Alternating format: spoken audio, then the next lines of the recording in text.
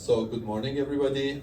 Thanks for joining us. My name is Nima Schei. I'm moderating the panel, and one of the panelists is going to join later. It's like in Miami traffic. That's not something new. We are all familiar with that. How is the quality of the voice? Can you hear me? Okay, it's good. Okay, perfect. So we'll be choosing one lucky audience member to come. No. Awesome.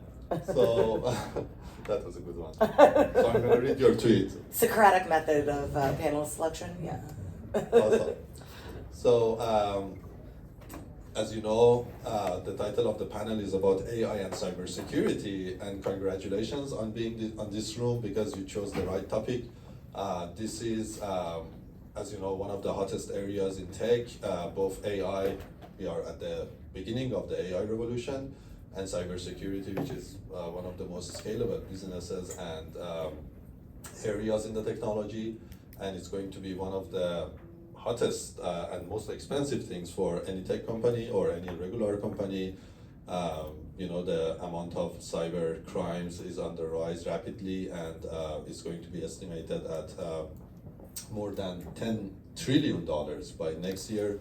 So that's more than GDP of every country in the world except I think the US and China. So that's a huge number, just $10.5 trillion. That half is like $500 billion, so imagine how much that number is. So as this is a big threat, there are also big opportunities. The bigger the problem, there is a bigger solution. And so again, congratulations on being on this room, on the very hot intersection of two important topics. So I'm going to start with introducing myself and the two panelists. The third panelist might join a little bit later. So my name is Nima Schei. I'm a medical doctor by background, so you might ask what the hell a medical doctor is doing in a room with AI and cybersecurity. But the reason I became a medical doctor was my passion for AI. That's 20 years ago. So I always tell this story that I was skipping classes, going to AI classes, and the professor came to me and said, "Who are you? I don't see your name in the list." And that was I was expecting him to kick me out of the class, but he was kind enough and he supported me and became my advisor, and we started working on AI projects. Namely introducing emotions to machines. So we created the first generations of machines that they have emotions and intuitions, and they make decisions based on both emotions and intuitions and logic. And so for the last 20 years, I've been involved in commercializing that and make that, find industrial use cases for that. And now it's being used in 400 industrial use cases. Like you would see that in washing machines, you would see that in drones, you would see that in trading of stocks, and unfortunately in the missile control systems, which was the reason that I became an activist, an official activist for seeing the impact of AI and building guardrails around AI. And so that's a little bit about me. I'm also the CEO and, not the CEO, Chief Guacamole maker at Hummingbirds AI, which is an AI and cybersecurity company. So what we do is we make enterprise computers and government computers passwordless through the use of facial matching. And by that we save 1 hour per month per employee. That's on the minimum side. So that was the reason that I became active in AI and cybersecurity, is the fact that the opportunity is so big and the problem is so big that there should be somebody to do something about the problems that we are going to discuss today. So before we get too far into logistics, folks, can you raise your hand if there's an open seat next to you? Because we've got folks in the back, but there's seats around. If you want to come up and find a seat, feel free. It's a good, do what you want, but just figured I'd create an opportunity here. Go ahead. Yeah, that was a good one. So let me start with introducing the panelists, and starting with Merritt. Merritt is the field CISO at Lacework, and she has been the CISO at the AWS, Amazon's AWS, and before that she was the lead cyber advisor at FCC, and also senior cyber counsel at DHS, Department of Homeland Security. So she has the background both from the government side and also from the private sector in terms of cybersecurity. And then we have Hernan Londono. He is the Chief Technology and Innovation Strategist at DELL Technologies, and his background has been mostly focused in two important areas, which are education and healthcare, which are the primary targets for many of the cyber attacks. He is also, and a fun fact, he's also a great Floridian ultra triathlon runner and sportsman. That's like a big thing, like 15 hours of intense running and swimming and biking. So there's a lot of mental and physical element involved in that. So with that, for a round of applause for the panelists here. Thank you. I'll say you should all wait. I'm gonna just do a test. I used to be a professor of computer science, and I'm used to projecting my voice. And I hate to speak on a microphone, so can you all hear me okay?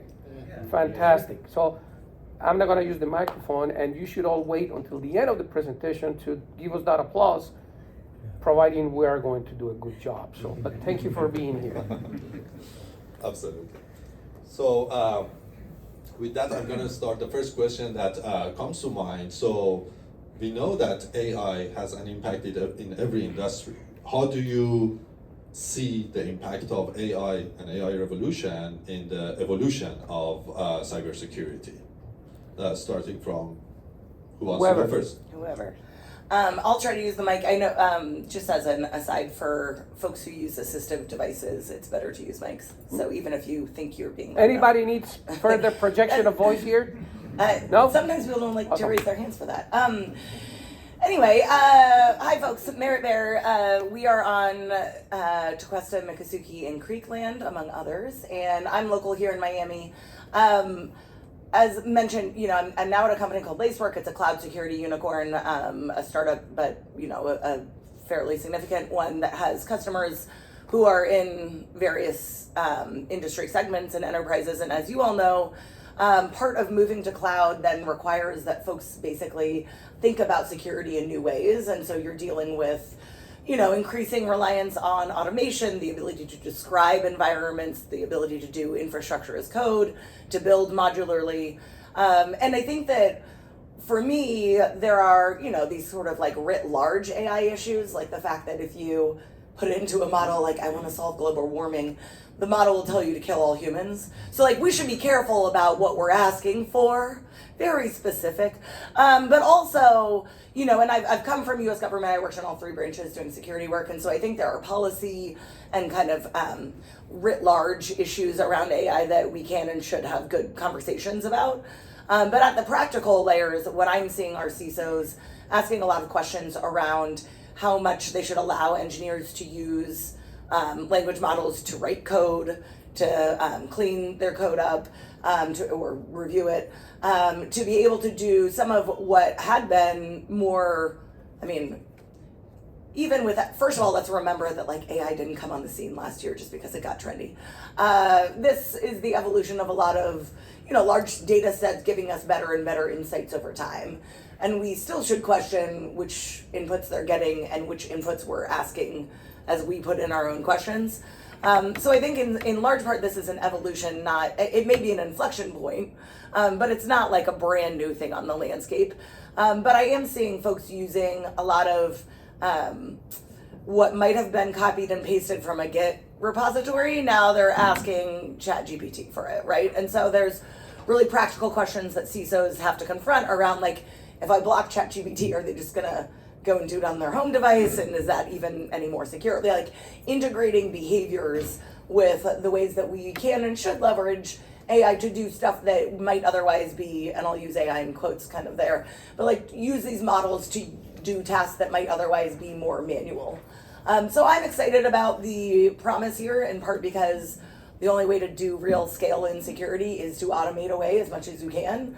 But of course, I think we should be thoughtful about the implementation. So my view of this world comes from the active part that your security shop, wherever you work, has to play in figuring out how and when and on what grounds we want to give this life or allow it to own parts of what we're implementing in the tech stack. How many cybersecurity professionals we have in the room? All right, very good. And how many AI practitioners we have in the room? All right. This is very interesting because normally we will get an influx of a lot more cybersecurity professionals, which tells me that this is a very important topic, not just for CISOs. It's a topic that is important for absolutely everybody. So let me reframe the question, which is, I think, what is the impact of AI and cybersecurity? And, I want you to think about two things, velocity and scale. And if those are the only two things you think about, those are the right things to think about. Because what we're seeing right now is the landscape of cybersecurity has existed for 50, 70 years. The first paper about cybersecurity was actually written in 1967, before ARPANET came online in 1969. And the very first time we recognized that as a problem, it was by President Reagan in 1984.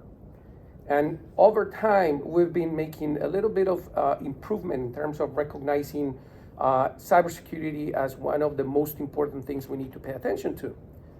But think about what's happening right now. Now we're talking about cybersecurity all the time and AI, and that increases the velocity which with things are happening. And AI, because of its ability to process, increases the scale. So those are the two things we have to confront with, and that is both on the defensive and on the offensive side. So Nima started the presentation today by saying there is a big challenge and there's a big opportunity, and indeed, there is. Merritt brought policy into the conversation, and I think we're gonna be dealing a little bit with policy here. But I'll give you, in terms of velocity and scale, I'll give you an example about policy and how we in our society lag behind anything that advances at the speed that is advancing right now. So I just told you cybersecurity has been in the landscape for about 70 years. There's been about maybe about a dozen presidential directives or Congress directives or executive orders over the past 70 years related to cybersecurity. Only about a dozen, starting with NSDD 145 by President Reagan in 1984, and then coming to the ones that we're having later, like Executive Order 1336, which created NIST basically on cybersecurity framework. And last year for AI only, 2023, we had 29 bills that were put on the floor by states. About a dozen of cybersecurity presidential directives in 70 years, and 29 state bills last year alone. Scale and velocity. Things are going to happen at a faster rate and a greater scale. Do you want to add something to that ecosystem of, I see fragmentation, 29 different states, different regulations, the federal government having its own regulations, the other countries, their own ecosystem. So that means that we, for the cybersecurity professional or cybersecurity leaders like you, how do you see that fragmentation with the wave of AI that is coming would be changing the landscape of your work, and how do you operate? I mean, I think anytime, so first of all, actually having that number of executive orders is unusual, and it's a reflection of the failure of Congress to do their job. But until they start to do their job of policy, like actually passing bills, I think we're going to continue to see more executive orders. That being said, like, we are now watching to see, for example, the EU just passed an AI regulation that's fairly prescriptive around like what you can and can't use fingerprint and other biometrics for, what you can and can't, Meanwhile, I think there's reasonable disagreement here about how prescriptive we should be. So, for example, the Fair Credit Act, you can't use someone's race against them in credit decisions, and it doesn't matter if your AI is the one that's doing it. These issues, on some level, when we are talking about AI, it is not necessarily its issue in itself, it's how it relates to every other way that we interact in the world. And so I think it is a reasonable space in which to have a conversation about how specific we want to be about AI regulations and how we want to, inspect black boxes or be able to build upon them or be able to have transparency on how they work or other things that are particular to the process versus the kinds of ways in which we want to allow them into existing processes on the landscape. And that might be software development that underpins every industry. It might be around defense industry or other things in particular that we have concerns. But there's an element of AI in everything we do in some sense, right? And so when you interact with your grocery store and when you interact with your doctor and when you interact with your hotel, they're using technologies that are now weaving in elements of what we're referring to here as AI, and maybe it's really ML, but I'm trying not to be a purist. So I don't think that a conversation that's baldly about AI specific regulations or policies is the only point here. Although maybe I expect that we will see more of those explicit policies and regulations, but I don't think that's the only conversation that matters. Yeah, no, listen, fragmentation, think about this 1 second. We are trying to put all this policy in place because we want to have an ethical and responsible use of AI. That's the AI piece of it. But in the meantime, on the other side, because remember this conversation is not just about AI, it's about AI and cybersecurity. Then on the other side, we have been fighting a war on the cybersecurity front. So think about the impact of policy on that conversation. And I'll give you just my honest assessment. I'm assuming that there's no hackers here in this room. You should not assume that. So I'm going to assume it for the sake of the next statement that I'm going to issue. So we are on the good side of this conversation. And all this regulation and fragmentation is basically affecting the good side of the conversation. Now, you have to think about the bad guys. Cybersecurity and AI. What regulation binds them? What is it that is preventing them from doing what they do? And I'm not saying, I just want to make sure that everybody understands, I'm not saying that regulation is bad. Indeed, we need to make sure that we create an environment where we use AI in an ethical and responsible way. But at the same time, we have to be careful about how much are we going to tie our hands to be able to fight on that other front, which by the way, is not just the bad guys criminals, it is the bad guys nation states, right? And that we have yet another dimension of this conversation, and that is cyber states waging war and who's advancing faster and who's getting readier to do something bad at some point.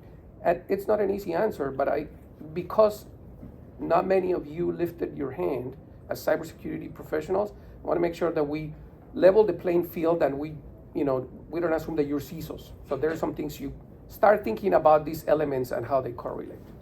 I totally disagree that we are at war. We would know.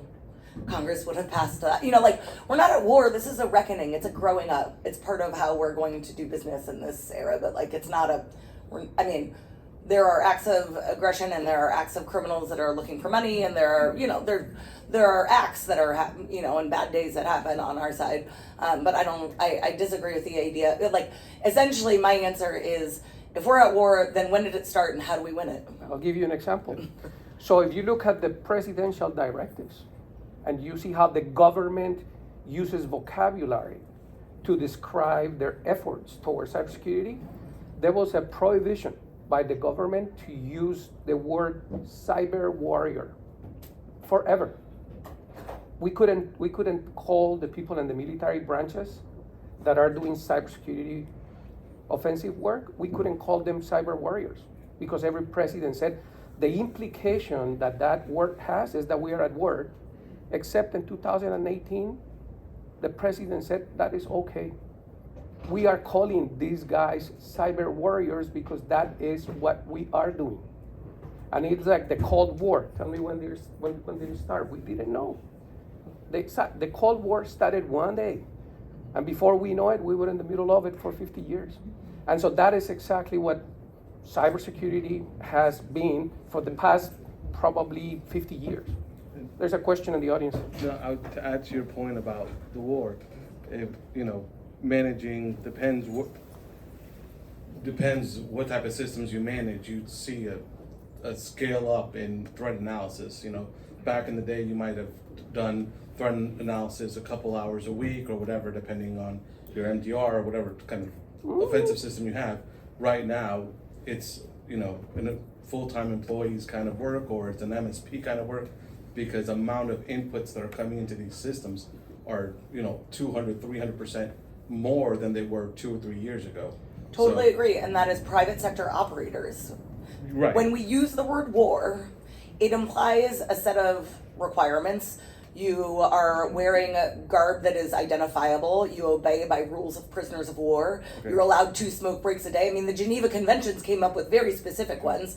You have habeas corpus. You have not in the Cold War.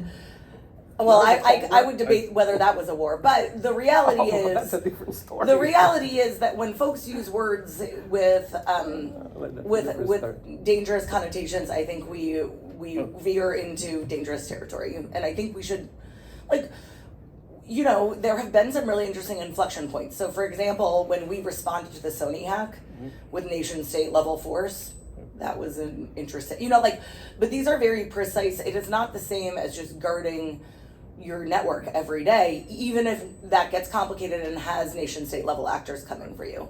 But I think it's an open question in terms of I think it's a fair conversation to have around when our government should get involved on behalf of private entities. But for the most part here, we're talking about private entities. Not necessarily, by the way. Because that's why CISA is created, and that's why we have 16 critical sectors. Yeah, CISA doesn't have war declaring power. It's No. a civilian agency. I'm talking about how we are defining the landscape. Well, let's not get caught in semantics. But. Yeah. So that was interesting because the impact of one small word like the war can have a lot of consequences, and I see both points are valid. So whether we are in a war or not, how do you see the future impact of the offense side, the AI from the offense side? So there are a lot of conversations about AI generated synthetic content that can be misused. A lot of conversations around the AI agent that can act as malware. Where are the areas that are most concerning for the next, I wouldn't say 20 years, but let's say in the next 5 years? Can you rank them in the first the top 2, top 3 priorities in your list? I can take a stab at that, just because there is a clear inflection point, and I don't know if you're familiar with this, but in 2016, much before we were talking about generative AI and the way we are, the government actually did a competition, and the competition happened in a hotel in Las Vegas, and they took the top 5 universities and asked the top 5 universities to break into a commercially built network. So they created a network, put the network there for the top 5 universities in the nation to take a crack at it using AI. And all of them use generative AI, all of them. And by the accounts of the people in that competition, it was the most boring competition ever. Because what they did is they just press a button, unleash an AI on a commercial network with commercially available tools, and within 2 hours, they found the vulnerabilities and they breached the network. Right? That's simple. And that's not now, that's 2016. You can Google it up, you're gonna find who was in that competition and which institutions were actually there. So to top rank what we can do with AI in terms of offense, I think we have to go back to a very foundational principle, which is vulnerability management. Unfortunately, we have not been doing, and we don't continue to do a very good job about managing the vulnerabilities that we have. So the attacks don't have to be very sophisticated. They can be very simple. And if you have velocity, remember how I started this conversation? If you have velocity and scale, you can try a lot of different attacks very, very quickly. And it doesn't cost too much. So in my mind, vulnerability management continues to be, unfortunately, the top tier where we're gonna see the most attacks, and we're gonna see AI impacting that all the time. Merritt? Yeah, I think there's two main ways in which we should be concerned about offensive uses of AI, and in which we probably are. I mean, I'm not working for the NSA, but I would imagine that we are using it ourselves. One is in breaking into networks, so being able to reason about permissions, being able to find, and then, in the case of a lot of nation states, wait for an opportunity once you're inside and move laterally and clean up your own steps. And there's a lot of ways in which the sophistication of our own cloud environments means that it's no longer, like, maybe you have Log4j running still, and it's certainly, I totally agree that, like, you don't have to burn a 0 day these days to get in, but it's also often just architectural decisions. So, folks having not locked down environments in ways like having made less thoughtful choices than they should have because they just wanted it to work, which is totally empathizable and also really dangerous. And a lot of infrastructure teams are not trained in or metriced by security. So I think that's one, avenue that we can anticipate that, AI is going to assist with being able to reason about your permissions, escalate them, and find lateral movements and other things. Like, we should anticipate network reachability to be one of the areas. The other is on the content side. I think we should, especially through the Trump presidency and, Russian interference campaigns, I think it was really interesting to see how folks used our best attributes against ourselves, and seeing how private companies then are going to decide around content moderation and other hard questions and hard to scale questions. Again, it's possible that AI is going to so enable content review that we're going to be able to get rid of, more child sexual abuse material than we had before, because you can have robots reviewing it. Then again, it seems like this kind of Medusa where, like, once you chop off one thing, another thing grows. And I think that there's, there's danger on the content side, especially when folks are questioning the value of news itself, and I think that we end up allowing for so many voices in our marketplace that it ends up being confusing and dangerous for folks to know who to trust. But of course, that's like, that's not a technical solution, it's an education solution, and that's a lot less sexy. And talking about AI generated synthetic content, it's a big deal because we are seeing more deepfake attacks, and we have a community here, Miami AI Club, that we prepared a proposal for NIST in response to an RFI for basically building guardrails around AI generated synthetic content. And talking about the president's elections that we have this year, the amount of deepfakes that we are going to see towards the election would be frightening to me. And so specifically about this topic, what are the areas that you see we can do from the defense perspective in order to protect organizations, and also in the government side, efforts like election, to be able to sustain such attacks that might happen in the near future? Can I add to that question? So, Jamie Ward, previously with CIS for the last 8 years, EII SAC, MSI SAC, within version 6 now. I'd like to know your opinion on, like, proactive tools such as Horizon 3 out of Israel's penetration testing. We're starting to see, like, DHS has backed up 8 months for any state and local government entity to get a pen test. Technologies like the autonomous pen testing with AI has rapidly allowed these pen tests to take place and at a much faster pace than what we're used to. Because the old days of just, one white hat hacking a network takes a month and a half to do a proper pen test. So your exposure to that and as a preventative tool, share with us your opinion? Sure. Which one do we answer first? Yours. And then we have Okay. All right. 10 minutes for the questions. In 5 minutes we start. Yeah. So I'm gonna give you a very honest answer. I honestly don't know yet how we're gonna be able to overcome the problem of deep fakes, because we are familiar with that, by the way. It's called copyright infringement. Very similar. For many years, people were copying and pasting things, and then these tools came out and say, okay, we can now figure out when somebody copy and pasted and it is plagiarism. And as we do that, there's other tools that come out and obfuscate whatever you copy and pasted, and now the tool doesn't flag that anymore. And I think we're in an environment where deep fakes are going to be basically the same thing. We're going to create, technologies creating this or making these things available. Somebody's going to come up, I guarantee you, if they haven't yet, and they say, we have the tool, and this is a tools conversation, which is ugly, I don't like it, but we have a tool that can determine if this is a deep fake. And it's going to determine it with 95% accuracy.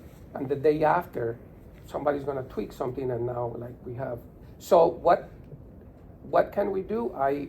Beyond my technical expertise right now, I'm going to be very honest. So I'm not going to make up something and tell you something I really don't know.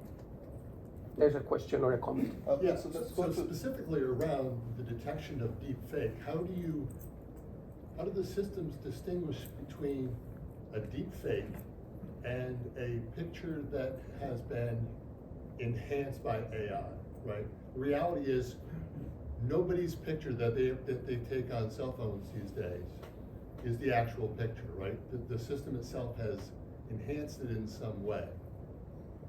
Or you say, oh, I want to take out an element of the picture. Technically, that's a deep fake, right? The system's gonna flag all those as well. Very, very, very on point comment, and I think in the early attempts that I have seen to detect deep fakes, and we're doing some of that work, is based on how many defects you find in a sequence of images. Right? So you see normally it's more a video than anything else. You see the progression of a video, and suddenly you see pixels in my lapel that don't match, and that is the very early attempt. And an AI can detect, okay, it doesn't match, and it can give you a flag. But as we get more fidelity with what happens with deep fakes, then the picture is going to be much more clearer and much more cohesive. So I totally agree with you. We're in a world where almost anything can be a deep fake, except some are good and some aren't. Okay, so let me introduce the last panelist. So William Mendez, Miami's traffic. So he is the former CISO, Chief Information Security Officer of City of Miami, and he has been in the cybersecurity space for the last 23 years, if I'm not mistaken. Somewhere in there. And right now he's working on his book about cybersecurity, so we are eager to see that book coming out. So I'm gonna ask you one question because of the time, and that is we were at the conversations about AI and deepfake and the future of the AI-generated synthetic content. So you and I and Felicita over there were part of the team that collaborated on the NIST proposal. So what's your perspective on the AI-generated synthetic content and its impact on the cybersecurity, election, and how we can defend ourselves against such efforts? And then with this gentleman over here also touching a little bit about the detection side of that, which you were part of that team. So we gave you 2 mics because you're late, so you can talk. This is good. Let me hold one for you. Turn this way on. Okay. So good morning, everyone, and thank you, Nima. So before we take on that question, I heard your comment, and I heard your comment too on this. I think that if we need to wrap all of these AI around something very simple, is the idea that this is probably going to infuse a tremendous velocity on how effective we become on any of the things that we are doing with security. It's important to remember that nothing changes. Whatever was there before is going to remain there. It's only going to morph into maybe more complicated, more intricate on how it presents itself as a challenge. but it will remain there. And we should avoid following that pursuit of the shiny new thing that is going to solve magically all our problems. Is really not going to happen. AI is not going to come in to like solve all the problems we couldn't solve before. It's going to give us the means to accelerate toward that solution. That's going to be. And then obviously it's going to open up opportunities that we didn't have before because they were either too expensive, either in resources or money. And now we can maybe stretch a hand and reach and find solutions for things. But we have to conceive it with that frame that is an accelerator to find solutions. And because it's not limited to us trying to do the good side, it's also an accelerator for the problems that we face. So a lot of the things that we have from before, and touching on what you talked about earlier, the problems are there and they will continue to be there. With this complexity, it only makes it more difficult. So we have a tendency to fall to the tools and abandon all the other aspects of these problems and multiple variables in here. So think about the problem that we're trying to solve and why we want to go into there without getting into solutioning this morning. It will be maybe considering how do we go about, the impact that this would have. So we think about, AI creating deep fakes and all of this stuff. It's a wonderful technology, but if we use it for bad things, how do we become resilient to this stuff? I think we don't have the answer yet. I think we're working toward that. I think there is a lot of effort and a lot of caring people putting, all the brain power behind this to solve for these problems. Those that are in the forefront developing, cutting edge solutions for a specific problem will probably be best equipped to answer the details that you were alluding to, like how do we go with this and the details and the ins and out of the thing. But in general, I think we have to think about, deepfake is gonna come. What can I do about it? Somebody posted a video and we saw about, the other day, and it had an impact on our organization, causing, stocks to drop and things to happen. And nobody knows, where this thing came from and who could validate these things. So part of what we did on our collaboration was to try to put forth ideas to create maybe a framework that will facilitate the identification of these things. But ultimately, this is a machine versus machine age. We're no longer looking at science fiction. This is the real thing. And for years, we had this challenge. The speed at which the problems, given vulnerabilities, configuration, management approach, frameworks, legal aspects of what we do and why we do what we do, all of it was extremely slow compared to the speed at which we face the challenges. So what's going to happen now with AI? It's just going to be faster. And if we were not able to solve this before, well, guess what? We're not going to be able to solve it now unless we adopt AI. And this is not just going shopping for AI. This is finding the right problem that we need to solve that hopefully as a byproduct will solve some of these other problems. And we'll be able to ride on this accelerated form of solving problems in the time that we find ourselves.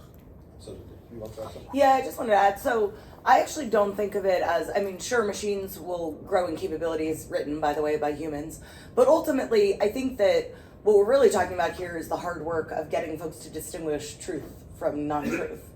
And that doesn't reside in whether you've put a filter on your picture, it's whether you're getting journalistic integrity with your news. Journalists don't get everything right either, but there's a process by which they decide what is more true, and they triangulate to get there. And so I think just like that, there's no having conversations with your relatives at dinner tables so that they don't answer the phone and hand over their bank accounts to a very realistic sounding voice is one way to get at this. You know what I mean? Like, I think we're gonna have to defend it at the human level, because we're gonna see more and more realistic attempts leveraging technology, but you're not going to have the technology fight the technology. It's going to be humans who are at stake. And so having the tools to educate folks, doing it as a process, not some end state where it will be quote unquote solved. Security is not an end state. It's just a process, and we get better at it. Yes, so these are very important topics, and I'm sure we can continue talking about it until tomorrow. But we have, and hopefully you will, yeah. Okay, we'll continue that conversation with William and Hernan. Merritt unfortunately is traveling in AI Cyberwarfare event in Miami AI Club on February 29. So if you want to get invited, send me an email or talk to me after that. So we have room for 2 questions or 3 questions, maybe. Who has questions? Let's answer his question. Oh, I think he let's was answer. he was Okay. on cue. Do you want to, you want to take that question? Come here. If it's easy, He already asked the question about Just use the the scale and microphone. speed of vulnerability and Yes. pen testing using AI. Basically, what I'm saying is that we all look at AI as this biggest threat, but to that point, humans are writing that code.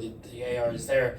There's technologies that we're starting to see take hold in the cyber marketplace, such as Horizon 3's AI penetration testing.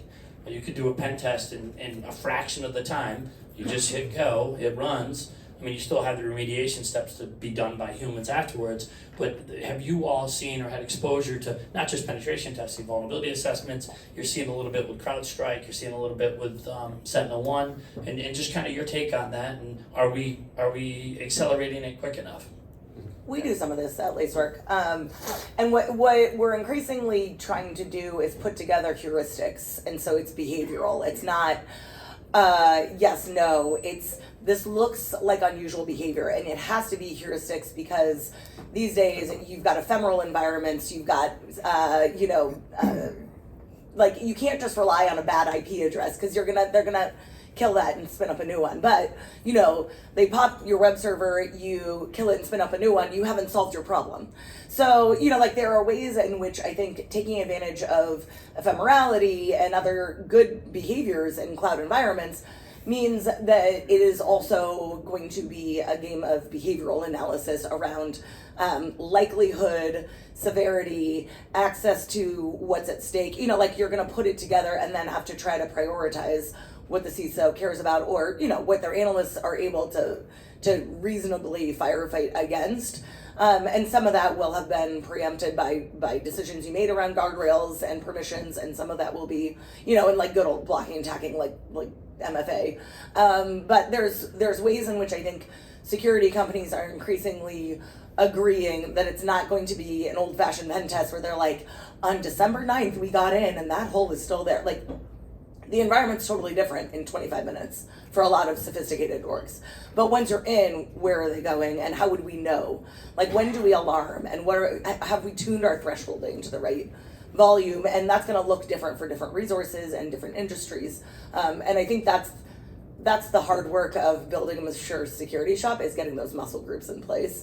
So you're not always going to get it right, but more often than not, your bad days are just us saying, why did it take us 15 minutes to notice this? Not, oh my God, we're in the New York Times. Yeah. Mine is quick. I agree actually with this, but what Why do you sound so surprised? Hey, listen. So, full disclosure, I'm going to a net inclusion conference next week, and I was telling Nima that I do care a lot about diversity of thinking. So I found a really good thing to be in this session and having a diversity of thinking here. So that's why I'm saying, hey, for me it's positive at least. So I agree with what you said, but if you remember what I said about the foundational pieces of cybersecurity, right? And vulnerability management being one of those very foundational things that we haven't taken care of yet. And when I say vulnerability, I mean everything. I mean bad configurations, bad code, not patching. There's a million things that are there, not just, patches. And so to answer the question, I think this is an opportunity to finally take care of that piece. Now, is that going to solve the problem of cybersecurity? No, it's not. But it's one of those low-hanging fruits that has been there forever, and it is a problem of scale and talent. We don't have enough people to be doing these things, but now AI can really help. So yeah, I've been having conversations with different startups that are doing this kind of work. And how do we do assessments? And they're doing it, by the way, across all regulations. Like if you're a hospital, we want to assess you for HIPAA compliance, right? And give you like this quick, because HIPAA hasn't changed. AI is here, but HIPAA hasn't changed. The regulation is the same, the controls are the same. And then you can map across all frameworks. So if you're doing HIPAA compliance, you can do CMMC, and then you can do that kind of work. I think is going to be super easy now. So companies like, this is public, Accenture, Deloitte, EY, Gartner, they are all testing that kind of work right now, and a lot of startups are also doing it. So I think that's going to accelerate vulnerability management, band-aiding, if you will, but it's going to be good. We do it too. As you know, continuous compliance is kind of like cold fusion, where like in theory it should exist, and in practice we haven't yet seen it. But I would like to hope that compliance regimes are actually getting at vuln management. I don't know. I mean, there's some overlap, but anyway, sorry, go. So I think my perspective is heavily weighting on capacity. So if all else is equal and all is good and we have all these other things right, at the end of the day, when it comes to the human aspect of it, it's going to be a capacity thing. There is only so much we can do with our brain and the time that we're awake and that we can think straight about things. So beyond that point, we need to rely on these systems to do it. And yes, like you said, we're going to have to train them. We're going to have to show them how to do what we want them to do and all that, and then let them do these things. And then we run into new issues, some of which we touch on.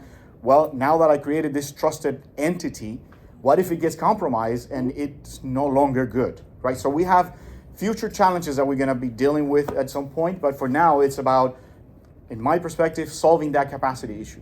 We are just not enough to get the problem solved. With this, we can.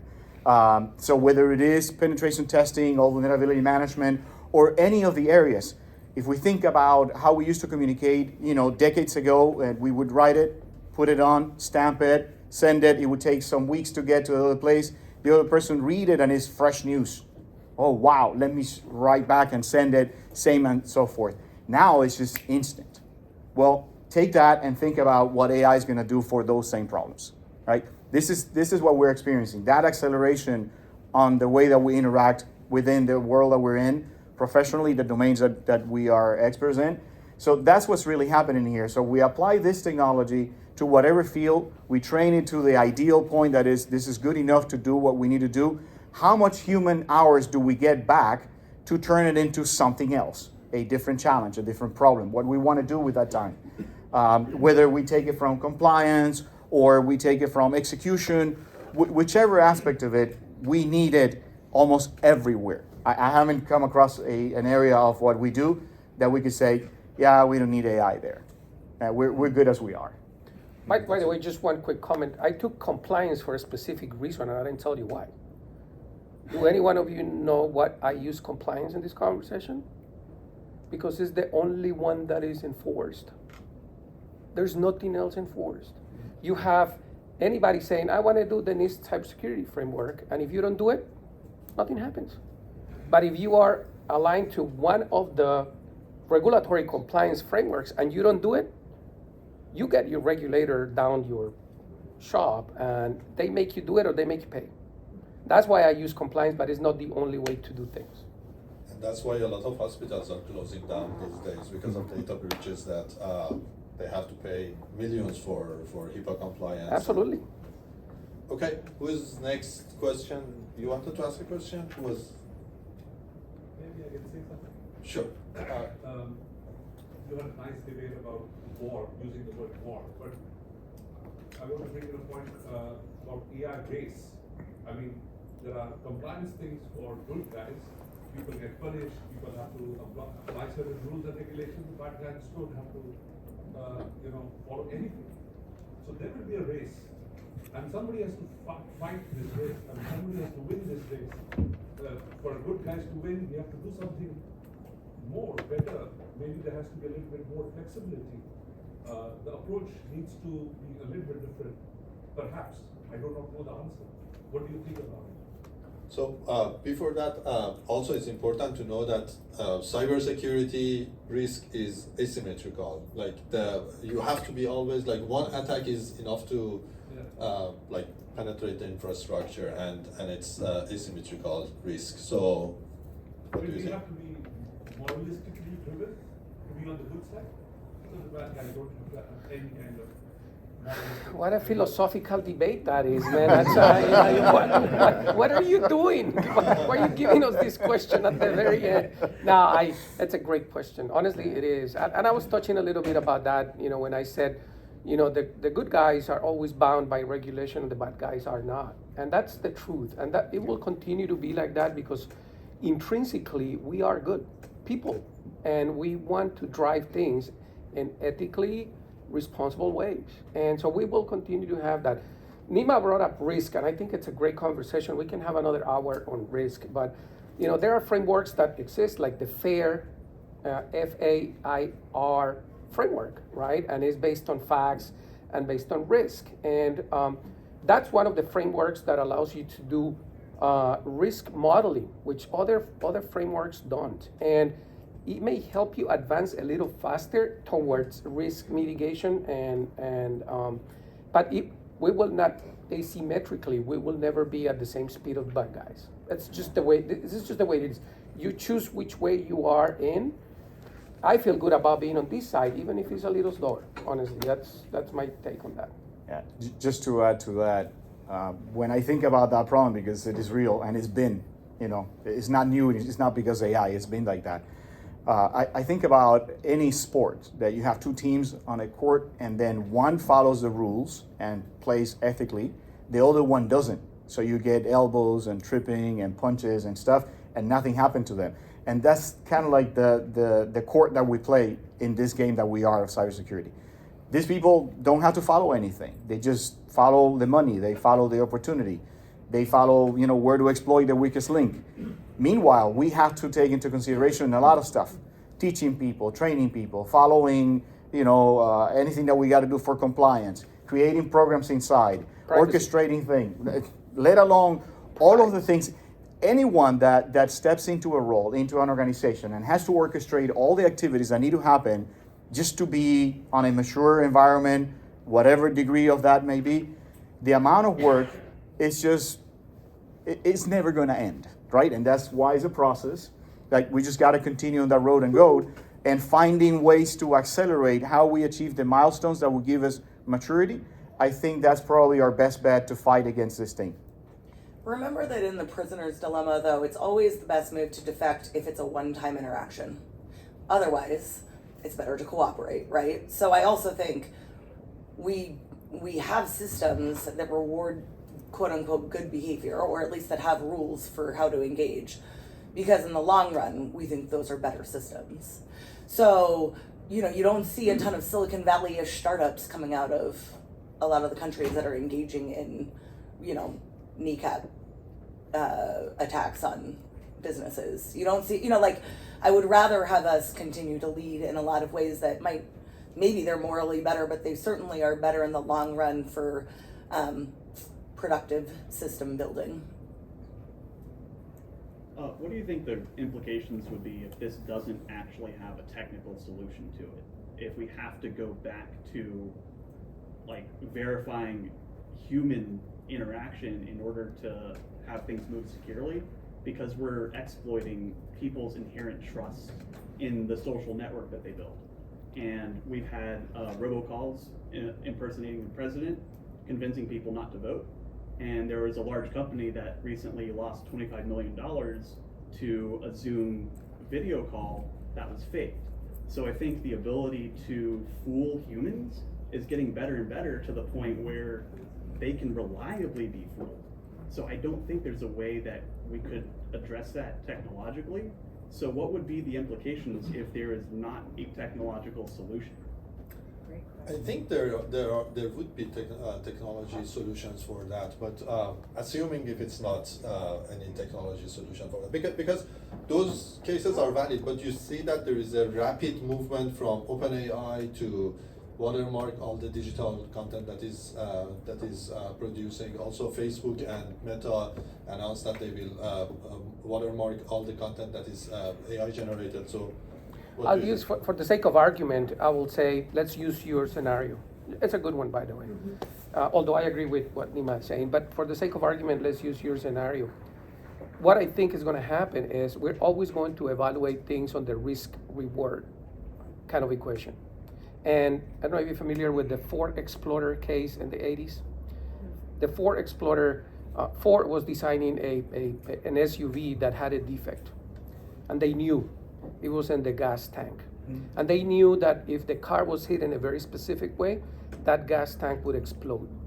And by the time they realized it, they said it's going to be too costly to recall all the cars and redesign everything. So they did a calculation.